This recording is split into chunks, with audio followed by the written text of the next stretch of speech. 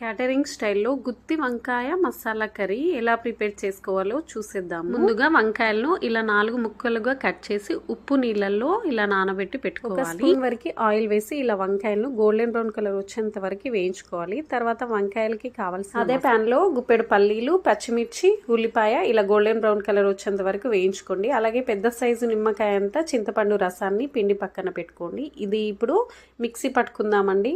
ఈ గోలాక వీటన్నింటిని వేసి అల్లం వెల్లుల్లి వేయించిన నువ్వులు, నేను చూపించే విధంగా ఇలా మసాలా దినుసులు వేసి 2 స్పూన్ల కారం, టేస్ట్కి సరిపడా సాల్ట్, అలాగే ఎండు కొబ్బరి సగం వరకు నేను తీసుకున్నాను. ఇదంతా మిక్సీ పట్టి పక్కన పెట్టుకోండి. ఇప్పుడు ఇలా పోపు వేసుకున్నాక మనం మిక్సీ పట్టుకున్న మిశ్రమాన్ని యాడ్ చేసి ఒక 10 నిమిషాలు ఉడికాక చింతపండు రసాన్ని కూడా యాడ్ చేసి గ్రేవీ సగం వరకు ఉడికాక లాస్ట్లో వంకాయలు, కొత్తిమీర వేసి ఇలా ఆయిల్ పైకి వచ్చేంత వరకు కర్రీని ఉడికించుకోండి. కర్రీ అయితే రెడీ అయిపోయినట్టే.